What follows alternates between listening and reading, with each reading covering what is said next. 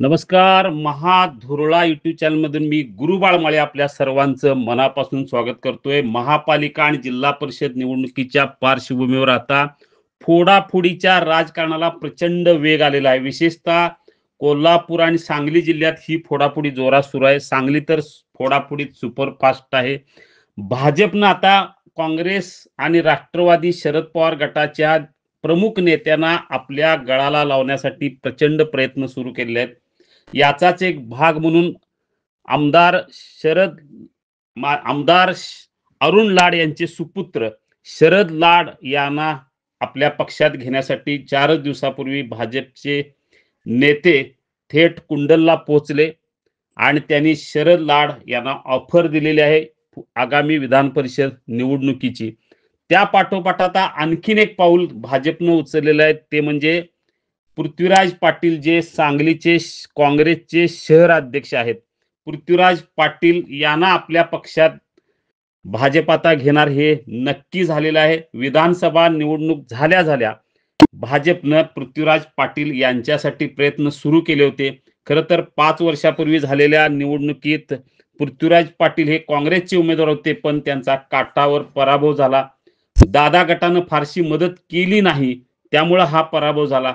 नुकत्याच झालेल्या विधानसभा निवडणुकीत हे काँग्रेसचे ते उमेदवार होते, तिथंही तीच अवस्था झाली. जयश्री पाटील यांनी बंडखोरी केली आणि पृथ्वीराज पाटील यांचा पराभव झाला.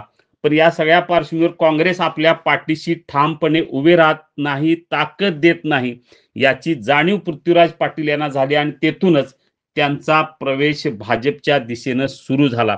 महाधुरळा युट्यूब चॅनलनं 4 महिन्यापूर्वीच बातमी दिली होती. ती पहिली बातमी होती की पृथ्वीराज पाटील हे भाजपमध्ये जाणार आणि ही महाधुरळाची 73वी बातमी अखेर आता या आठवड्यात खरी होणार आहे.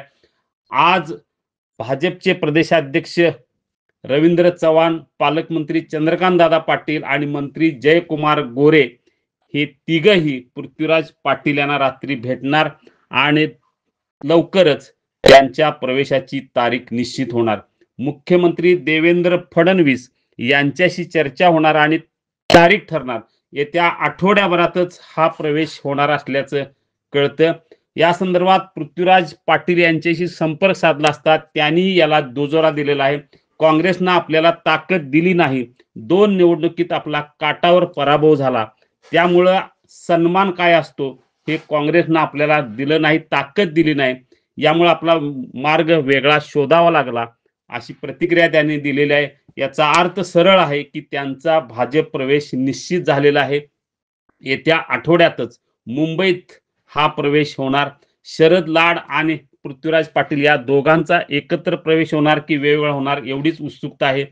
आता जयश्री पाटील, अण्णासाहेब डांगे या 2 प्रवेशानंतर पृथ्वीराज पाटील आणि शरद लाड हे 2 प्रवेश भाजपमध्ये होतील.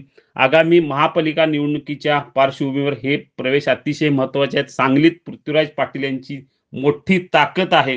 काँग्रेसनं अनेक वर्षे ते शहर प्रमुख आहेत, त्यामुळं ही ताकद आता काँग्रेसला दणका देणारी ठरणार आहे, कारण पृथ्वीराज पाटील यांचा प्रवेश निश्चित झालेला आहे.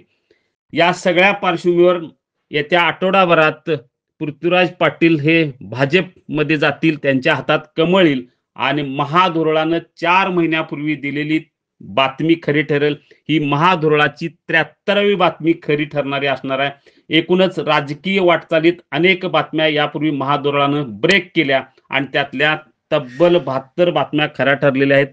73वी बातमी पृथ्वीराज पाटील यांच्या भाजप प्रवेशानं खरी ठरणार आहे. येत्या आठवड्याभरात त्यांचा प्रवेश होणार हे नक्की आहे. यामुळे मात्र काँग्रेसला मोठा दणका बसणार आणि भाजपला मात्र सांगली जिल्ह्यात एक मोठी ताकद मिळणार आहे. आता खासदार विशाल पाटील या पुढचं राजकारण कसं करणार यावरच बरंच काही अवलंबून आहे. धन्यवाद. आपल्याला अशाच काही राजकीय बातम्या हव्या असतील तर आत्ताच सबस्क्राईब करा महाधुरळा युट्यूब चॅनेल. धन्यवाद. चॅनेल धन्यवाद. चॅनेल धन्यवाद. चॅनेल धन्यवाद. चॅनेल धन्यवाद. चॅनेल धन्यवाद. चॅनेल धन्यवाद. चॅनेल